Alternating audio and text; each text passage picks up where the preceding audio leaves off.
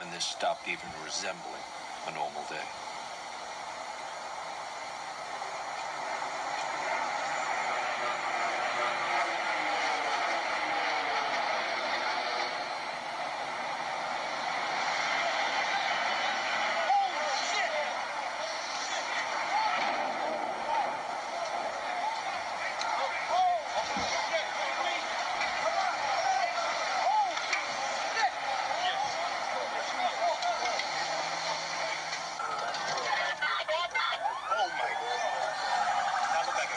A bomb went off in the lobby first, then a plane hit the building. Then another plane hit the other building. But when I was coming through the doors on the other side of the Trade Center, either they blew the lobby up or something, because it blew the glass out of the doors and knocked us all down, and I got smoke and everything on me. I just feel a little shook up because I got blasted, so I'm just trying to,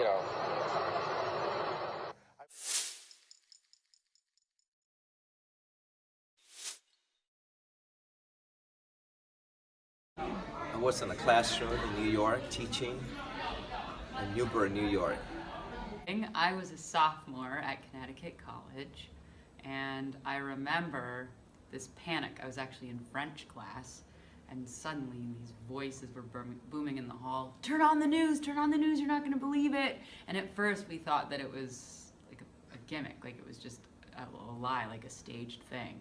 And then suddenly everyone was frantically looking at their phones, trying to make phone calls, trying to reach family members, and all the phones were off. So we just felt like isolated in this suspended bubble, and it was pretty terrifying. There was a lot of panic going on.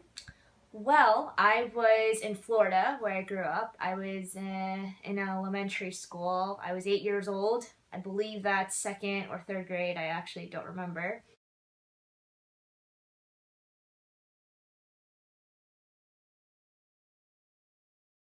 It was crazy.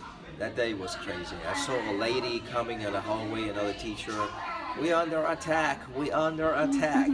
And I was just like wondering what's going on, and I turned off the TV and I saw the tower on fire.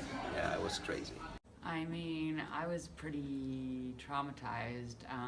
I felt really lucky though, because there was one girl at Connecticut College who lost both parents.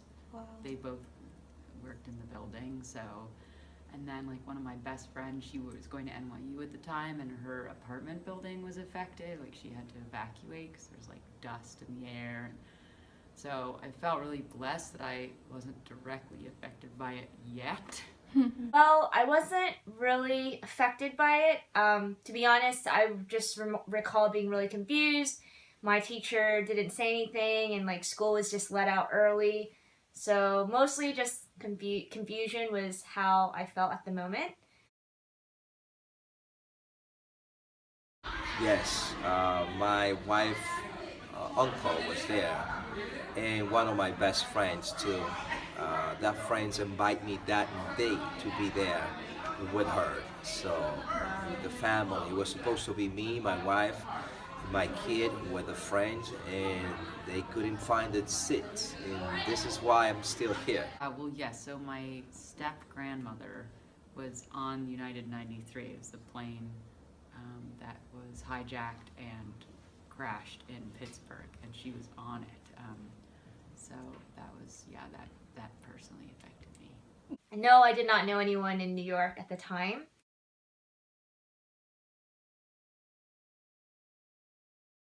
I think before, okay, after that date, this world is not the same.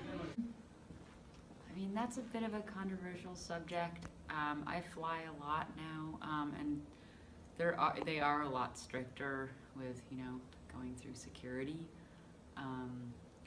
But yeah, I mean, I do feel quite secure, but I think in some ways they've become too secure and are now discriminating against certain people based on how they look, and closing borders to people that deserve opportunities in our country, because we are a country of immigrants and we are founded by immigrants. So I actually don't feel different in terms of my own security, because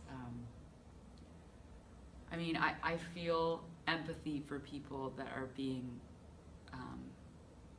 stereotyped and not given fair opportunities. So. I guess in many ways I do feel safer. However, I cannot ignore the fact that I get annoyed by the very long safety lines in the airport and such.